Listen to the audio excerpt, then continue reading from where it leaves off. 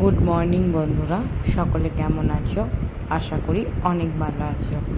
আমি সুকৃতি নতুন একটা ব্লগে সকলকে জানাই অনেক ভালোবাসা। দেখো বন্ধুরা, সারা রাত ধরে ডালটাকে ভিজিয়ে রেখেছিলাম। কী বানাবো বলো তো? হ্যাঁ, ঠিকই বলেছো, তড়কা রুটি। আজকে সেই রেসিপিটাই তোমাদের সঙ্গে একটু শেয়ার করছি। সারা রাত ধরে ডালটাকে ভিজিয়ে রাখার পর, তড়কার প্যাকেট পাওয়া যায় দোকান থেকে, আমি সেটা নিয়ে এসে রাত্রি ভিজিয়ে রেখেছিলাম। সারা রাত ভিজে যাবার পর এরকম মোটা মোটা দানা হয়ে গেছে। তারপর সেটা আমি বিকেলের দিকে করেছিলাম।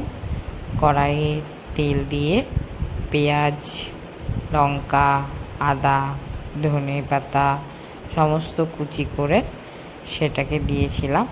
আর রসুন, আদা এগুলো পেস্ট করে দিয়েছিলাম। তোমরা কুচি করেও দিতে পারো, আবার পেস্ট করেও দিতে পারো, যার যেটা ভালো লাগবে সেটা দিয়ে আমি পেস্ট করে দিয়েছিলাম, যাতে খেতে একটু বেশি স্বাদ হয়।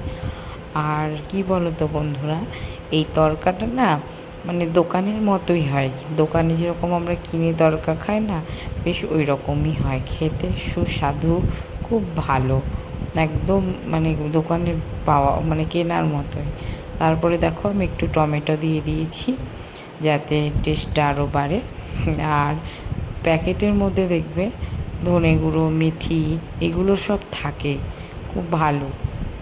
তারপর দেখো আমি দিয়ে দিয়েছিলাম ডিম। ডিম তরকা ছাড়া কিন্তু তরকা ভালো লাগে না, ডিম না দিলে তরকার স্বাদও আসে না। তারপর আমি তরকার মধ্যে ডিম দিয়ে দিয়েছিলাম। তারপর ভালো করে নেড়ে চেড়ে ফেটিয়ে নিয়েছিলাম, যাতে ডিমটার সঙ্গে সবজিগুলো পেঁয়াজ, লঙ্কা সমস্ত কিছু সুন্দরভাবে মিশে যায়।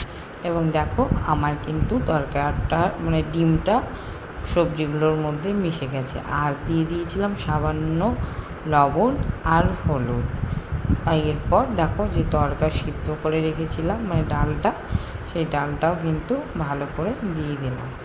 আমি হাফ একটা গোটা প্যাকেটের হাফ দিয়েছিলাম, কেননা আমার এতটা প্রয়োজন না, যার যেরকম প্রয়োজন মতো সে করবে। তারপর দেখো সুন্দর করে নেড়ে চেড়ে জল দিয়ে দিয়েছিলাম, আর খেতে কিন্তু অসাধারণ হয়েছিল। এবার দেখো তরকাটা আমার ফুটতে ফুটতে একদম শুকনো হয়ে রেডি হয়ে গেছে। যদি ভালো লাগে পাশে থেকে সাবস্ক্রাইব করে